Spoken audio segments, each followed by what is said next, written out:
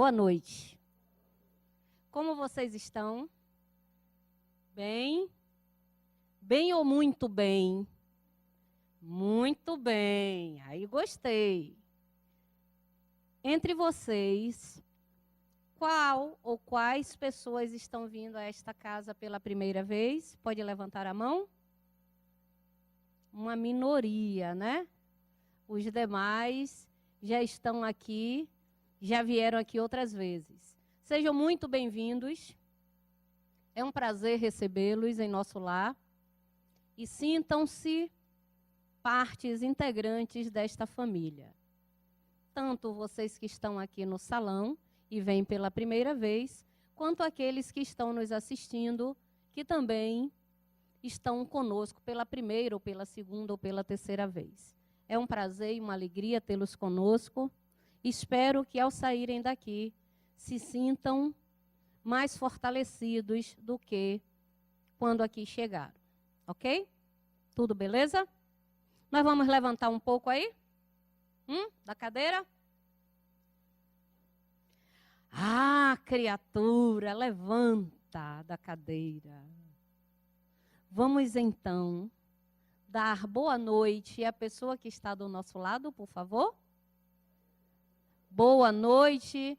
Se com isso puder vir um abraço, um cumprimento, muito bom. Esta é a família da quarta-feira, né? Do trabalho da quarta-feira.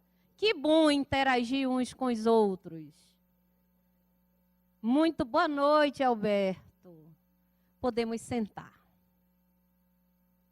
É bom falar com o outro? É?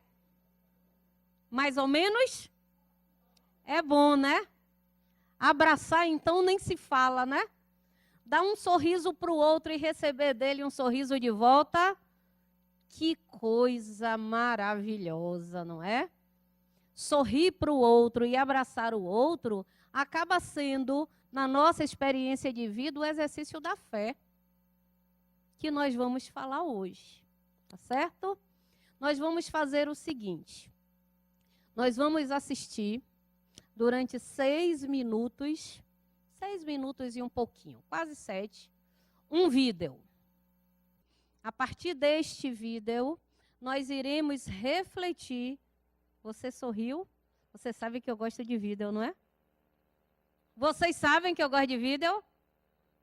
Talvez até eu já tenha colocado este vídeo. Eu me lembro, porque quando eu perguntei, eu pedi a Rodrigo, seu Rodrigo, não vou conseguir levar meu material daqui. Veja se você tem esse vídeo aí. Ele disse, tenho. O que quer dizer que muito provavelmente eu já usei e já usei aqui. Mas ele vai servir novamente para que nós possamos refletir sobre o capítulo 32 do livro Jesus no Lar, que é o livro que nos foi dado para que nós pudéssemos refletir esta noite, ok? Então, o vídeo ele tem uma duração de 6 minutos. Logo após, eu farei a leitura do capítulo, para não perder nada do que está lá dentro. E depois nós vamos começar a refletir sobre o que este capítulo 32 do livro Jesus no Lar quer fazer com que nós possamos refletir, né? Cada um desses conteúdos, não tenham dúvidas, tem a ver com a nossa experiência de vida. E nós precisamos, toda vez que é feito este trabalho, se pudermos nos identificar com os protagonistas da história que aqui é contada. Então, primeiro, o vídeo. E vocês me dirão se eu já coloquei ou não. Eu tenho quase certeza que sim. Se eu já coloquei ele aqui em outro momento. Sendo que agora a gente vai buscar, não é, uma identificação neste vídeo e vocês perceberão logo de entrada do que se trata. O vídeo se chama Tolerância. Vamos lá, por favor, Rodrigo? Vou ficar aqui no cantinho.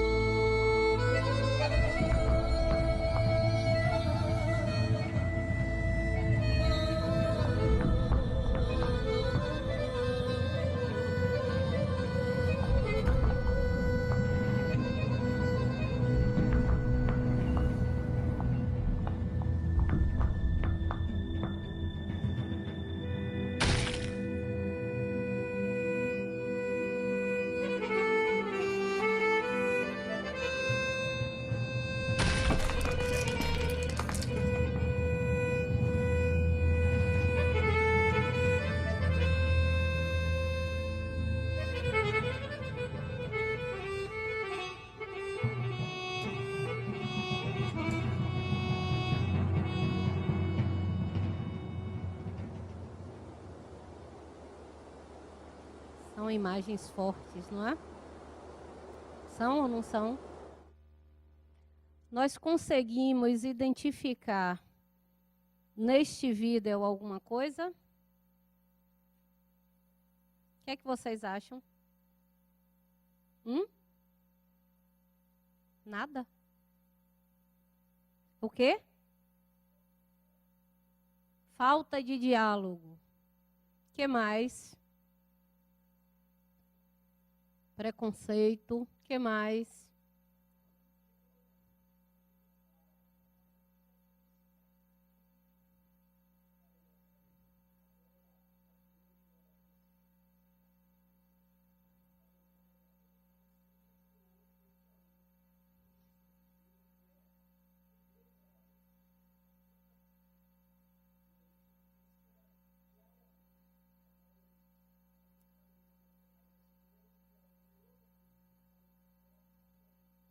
E ao invés de aceitar, né, e de interagir, nós acabamos, né, pela intolerância, porque esse vídeo é exatamente isso. Ele recebe o nome tolerância porque trata exatamente do inverso, tá?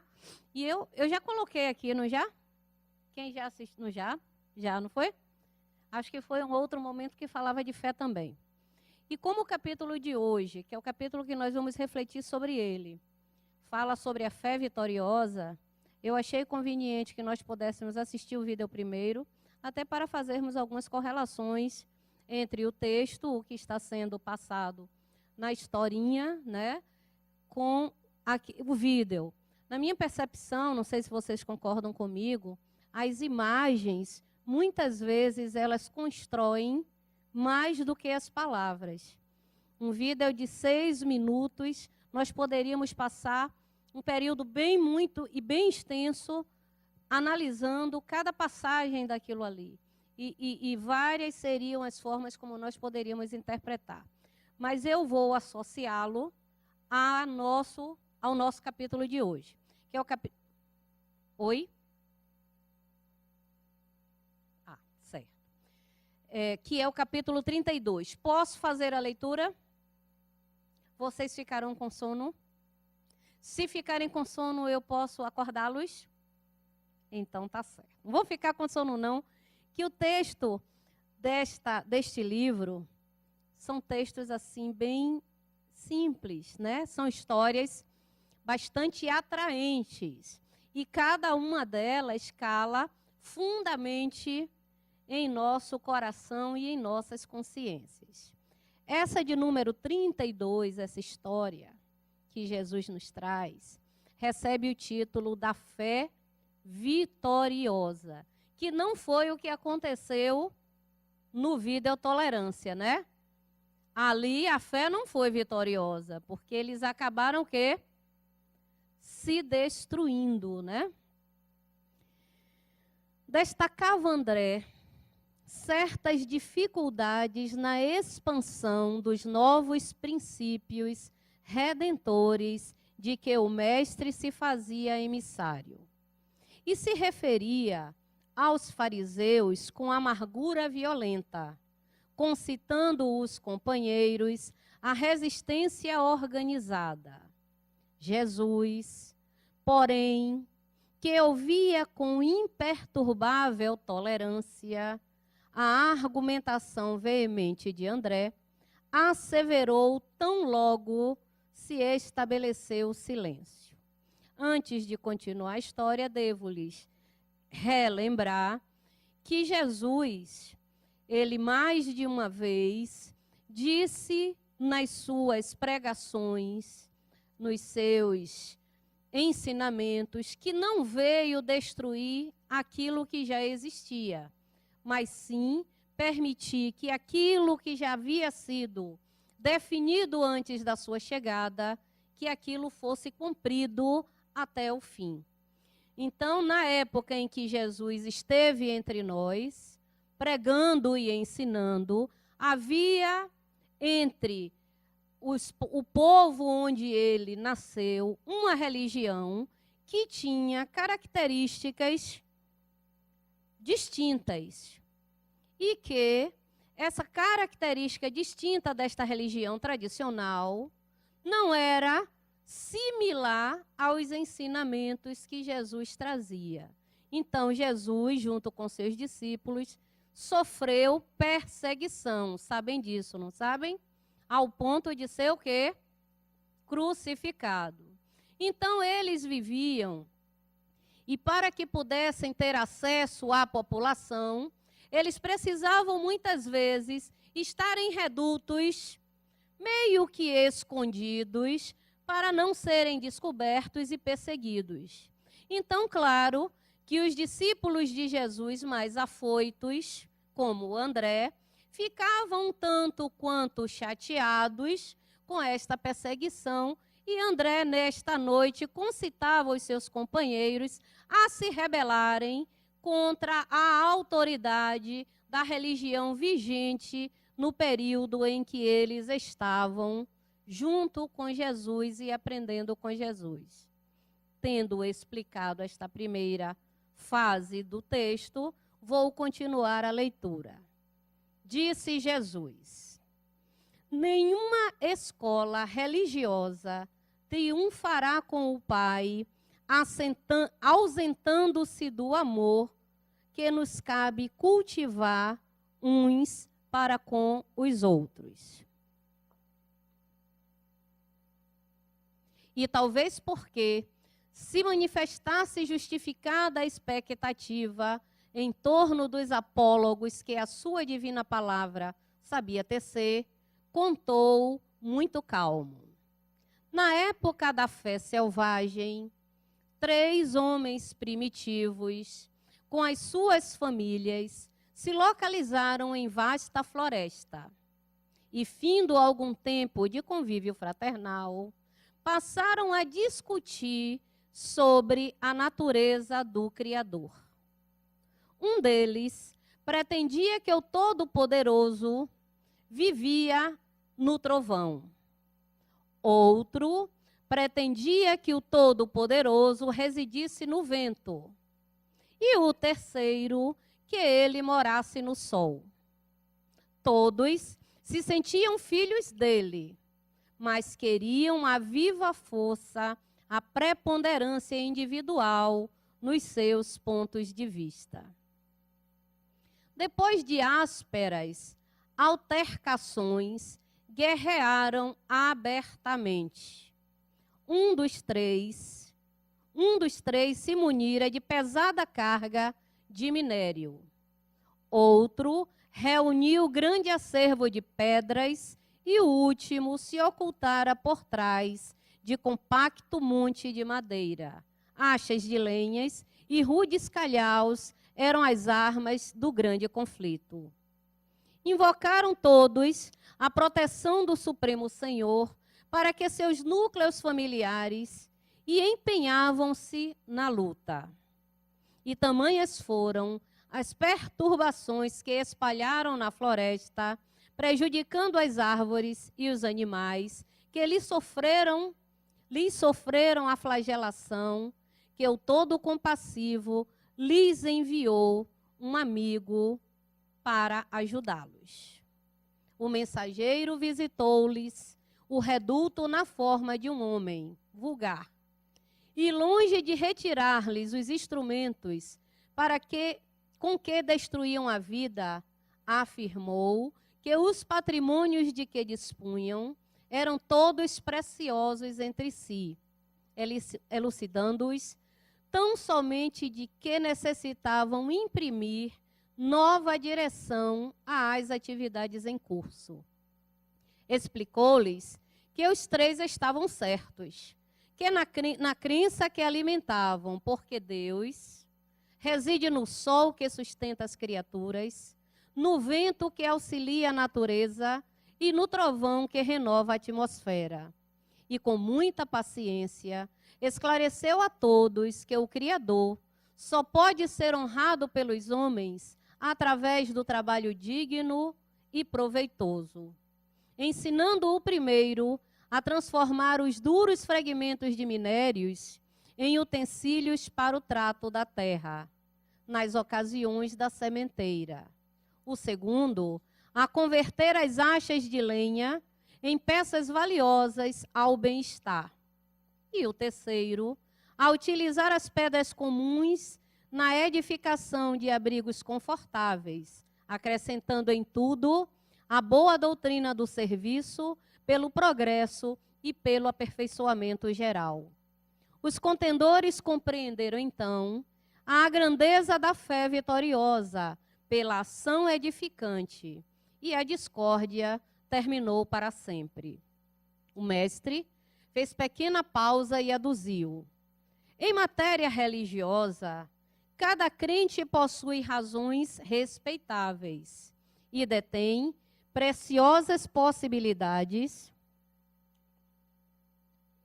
que devem ser aproveitadas no engrandecimento da vida e do tempo, glorificando o Pai. Quando a criatura, porém, guarda a bênção do céu e nada realiza de bom em favor dos semelhantes e em benefício de si mesma, assemelha-se ao avarento que se precipita no inferno da sede e da fome, no intuito de esconder indebitamente a riqueza que Deus lhe emprestou. Por isso mesmo, a fé que não ajuda, não instrui e nem consola, não passa de escura vaidade do coração. Pelo pesado silêncio, desceu sobre todos e André baixou os olhos tímidos para melhor fixar a mensagem de luz. Este é o capítulo que nós vamos refletir um pouco. Associando, inclusive, o capítulo com o vídeo que nós assistimos no início. O colega, o companheiro de vocês aqui de salão, disse assim: existiam dois homens, não é? Que construíram 2 templos de adoração. Concordam com isso? Eles eram diferentes, não eram? Até na própria anatomia, na própria composição física, eles eram diferentes. Um era bem avantajado de estrutura corporal e o outro tinha uma estrutura corporal mais delgada. Portanto, indivíduos diferentes. construíram com muito esforço, porque vocês viram que foi pedra a pedra, não foi? A primeira plataforma plana e depois, quanto de esforço cada um daqueles indivíduos imprimiu para chegar a um templo de adoração como aquele que nós vimos, deve ter sido um longo período, não é? Um longo período onde eles se privaram muito, certamente, de uma série de coisas, até alcançarem ao ápice da sua construção, que era exatamente o quê? Colocar o seu objeto de adoração em posição em que o sol, que para eles era a representação da divindade, para que eles pudessem adorá-lo. Observaram que eles não somente eram diferentes em corpulência e em truculência, como o objeto de adoração também era diferente, não é? Um era arredondado e o outro era uma forquilha retangular. O que quer dizer que, muito embora adorassem um mesmo Deus, o sol, né? A representação divina no sol, eles tinham formas diferentes de cultuá-lo, não é? Só que, quando um estava construindo o seu templo, só estava voltado para si mesmo, não é? Estava voltado para a construção daquele que seria o templo para adoração. O outro fez a mesma coisa. Até que descobriram o quê? Que foi que eles descobriram? Que um estava atrapalhando o outro. Poderiam ter tentado o quê? Manter o diálogo e, quem sabe, chegar a um consenso, mas não fizeram. Qual foi a opção que esses indivíduos tiveram? Entrar em guerra.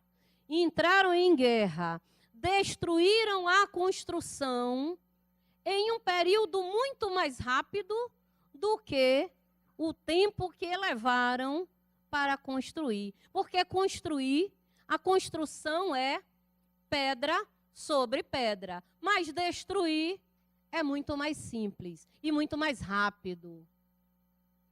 E destruíram não apenas o templo de adoração, como entre si acabaram fazendo o quê? Lançando mão de armas, cada uma mais potente do que a outra. Este é o nosso vídeo. Pergunto a vocês, após a leitura do capítulo 32, a fé vitoriosa, não é muito parecido? A diferença é que no nosso capítulo, ao invés de ser 2 indivíduos, eram 3. 3 indivíduos. Cada um tinha uma forma específica de adorar o Criador. E adoravam exatamente pelos seus efeitos. Então, um adorava o sol, o outro adorava o trovão, o outro adorava os ventos. E cada um queria impor ao outro a sua fé. Concordam? Não era isso que aconteceu? Inicialmente, eles até conseguiram uma certa convivência pacífica, mas em seguida começaram a se desentenderem, porque cada um queria prevalecer e dominar o pensamento do outro.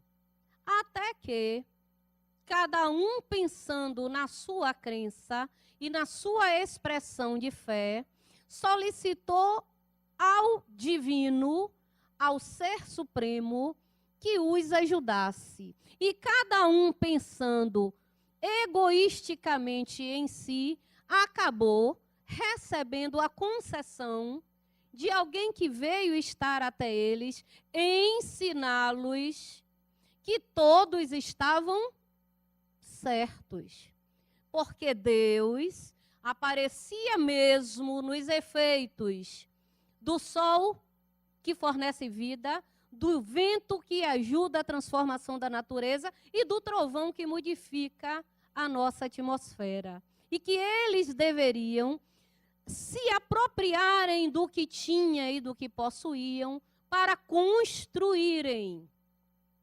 E desta forma, eles perceberam que a fé é uma construção. Concordam que foi isso que nós vimos aqui? E diante da história que Jesus conta para os discípulos, eles param, refletem, e André, que inicialmente concitava os seus companheiros à rebelião religiosa, aquieta-se, buscando uma reflexão íntima daquilo que foi passado. Porque André meio que estava fazendo o papel de uma daqueles indivíduos que estava guerreando para impor aquilo que acreditava.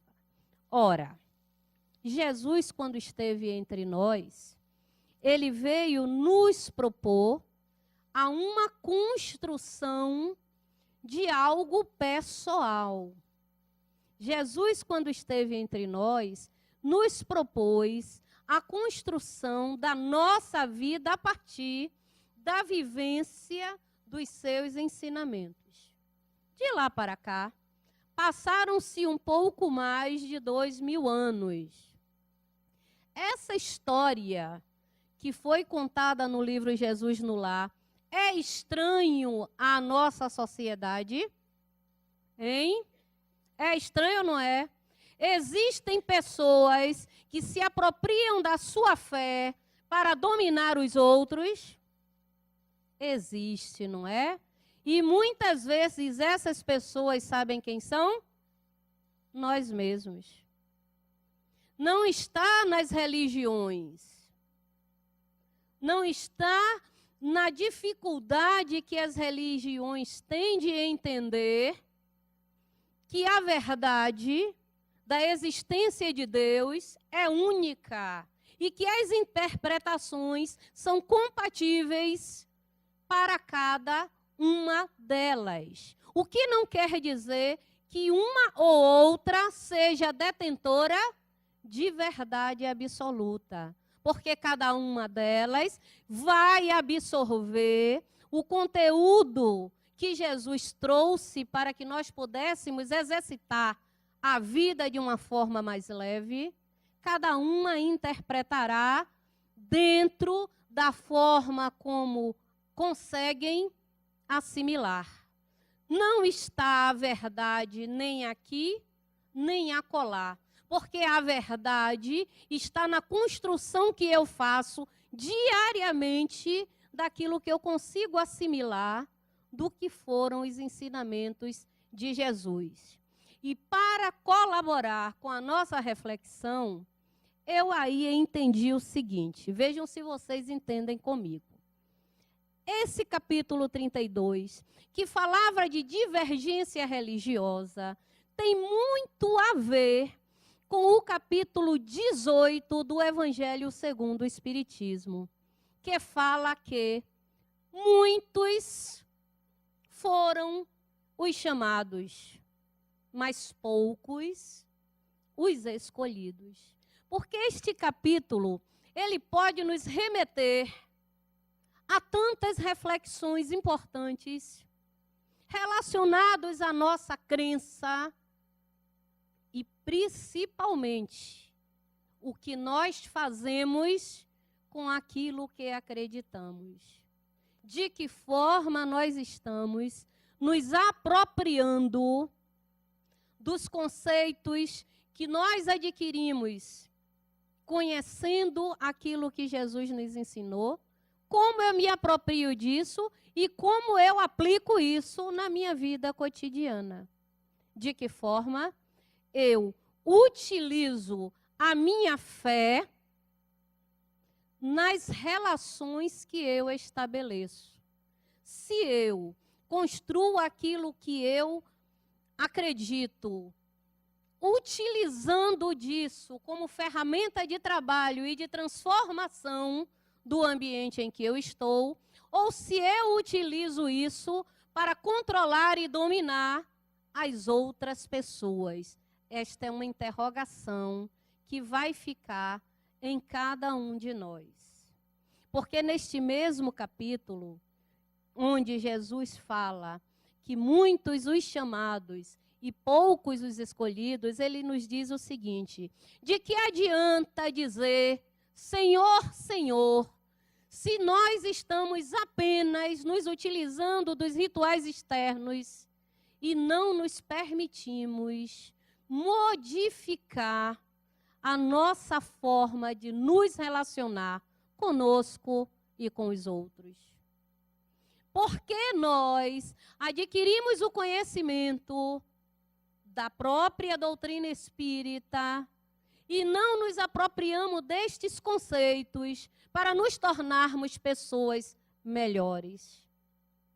Diferente, e não diferente porque tenta impor aquilo que acredita aos outros, mas a doutrina espírita como uma doutrina e uma religião atual chegou bem depois de muitas matrizes que são antiquíssimas e não nos propõe tentar mudar o outro. Porque a proposta da doutrina espírita é única. Buscar cada um de nós a sua transformação. A doutrina espírita não diz que a verdade está com ela. A doutrina espírita nos propõe adquirirmos o conhecimento da doutrina, adquirirmos o conhecimento de que somos espíritos imortais e que nós possamos utilizar isso para tornar o ambiente em que nós estamos um ambiente melhor. Aí, neste mesmo capítulo, Jesus nos propõe o seguinte: conhece-se o cristão pelas suas obras. O que Jesus nos propõe é qual o tipo de construção que cada um de nós está elaborando diante da vida. Qual a nossa construção? O que nós estamos fazendo com a nossa fé, que não precisa ser obrigatoriamente tão somente a fé religiosa, mas a minha fé na vida, a minha fé no ser humano, a minha fé nas minhas possibilidades, como eu estou elaborando isso e levando para fora quais são as minhas obras. E o próprio Jesus nos dizia o seguinte, que a fé sem obras é uma fé morta. Porque a nossa fé, ela deve servir para iluminar a tantas e quantas consciências cheguem até nós. Vocês conseguem perceber, meus amigos, do grau de responsabilidade que todos nós que aqui estamos, encarnados e desencarnados, temos diante daquilo que nos é apresentado? Porque quando nós optamos por vir frequentar ou trabalhar numa instituição espírita, eu estou buscando algo diferente, não estou? Não estou? Porque se eu não estivesse buscando algo diferente, eu não estaria aqui. Alguns de nós nem sabem ainda o que está procurando, mas sente uma ansiedade, uma inquietação, e é íntima, que os trouxe até aqui. Alguns de nós chegou até aqui com esta inquietação estimulada pela dor. Não foi? Alguns de nós. Sim, alguns de nós porque sente que diante da vida lhe falta algo e está buscando. Não sei ainda o que quero, mas sei que preciso procurar. Mas a maioria de nós chegou aqui, e muitos de nós, espíritas, chegamos à doutrina espírita dentro de um processo de dor. Seja qual for esta expressão de dor. Mas cheguei pela dor. Cheguei porque sofria. Encontrei dentro deste ambiente consolação. Olha, você sofre, não sofre? Sofro. Mas você não sofre sozinho.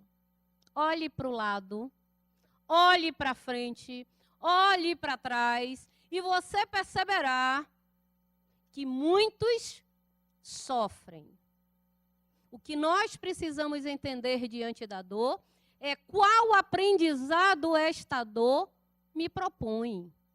O que ela está sinalizando para que eu possa fazer tudo diferente. Aí chegamos até aqui.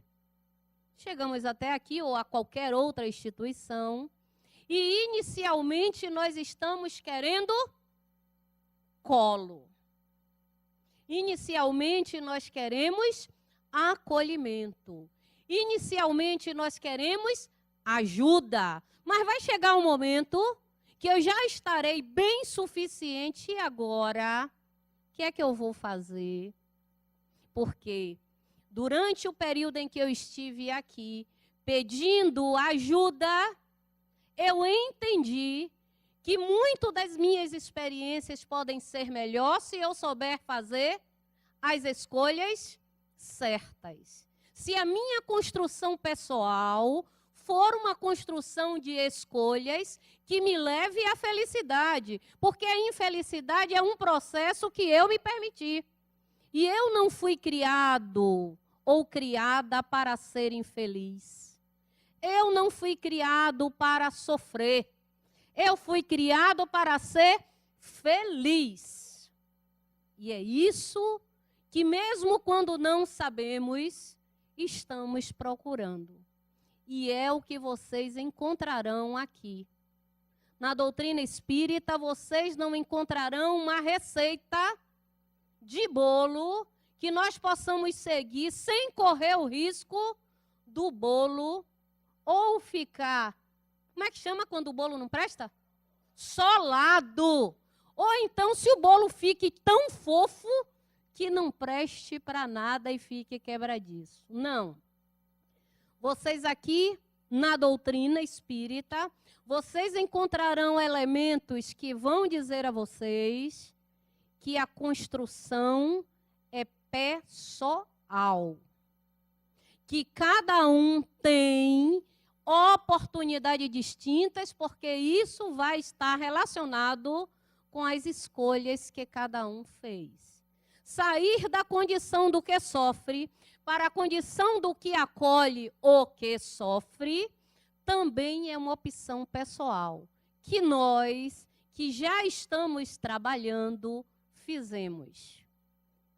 Nós já estivemos na mesma condição. Porque nós chegamos na doutrina espírita, muitas vezes pela curiosidade, muitas vezes pelo chamamento, outras vezes pela dor. Não importa como eu cheguei até aqui. Importa é o que eu vou fazer daqui para frente. E o que eu desejo a vocês, muito sinceramente, é que vocês descubram dentro de vocês a fé robusta que os levem a descobrir qual a significação da vida de vocês. Cada um de nós que aqui estamos, temos e reencarnamos porque temos uma meta a cumprir. Uma meta que é pessoal, portanto, nenhum aqui está com a meta do outro. Portanto, o outro não pode ser responsável por aquilo que eu determino em minha existência. vamos nos comprometer que, a partir de hoje, nós vamos tirar a culpa do outro e assumir as responsabilidades pelas escolhas que nós fizemos. E, a partir do contato com a doutrina espírita, que eu possa estabelecer novos caminhos, novas metas. Se eu desejar, a partir desta descoberta, me incorporar a outra qualquer religião, que eu tenha liberdade e seriedade de assumir em qualquer lugar a obra que eu me proponho a realizar. A casa, os trabalhadores, esta instituição chamada Fundação Lar Harmonia está de braços, abraços e corações abertos para recebê-los. Que vocês sejam, no futuro, mais um de nós, em busca de uma construção, não apenas de um mundo externo melhor, mas principalmente do mundo interno muito melhor do que eu estou conseguindo até hoje. Que nós possamos sair daqui na certeza de que não sairemos da mesma forma que aqui chegamos, porque esta é a proposta que a doutrina espírita nos faz, que sejamos a cada momento, a cada segundo, espíritos mais conscientes. E em sendo espíritos mais conscientes, certamente nos tornaremos indivíduos mais tolerantes. Muita paz, muito obrigada pela oportunidade, uma boa noite para todos.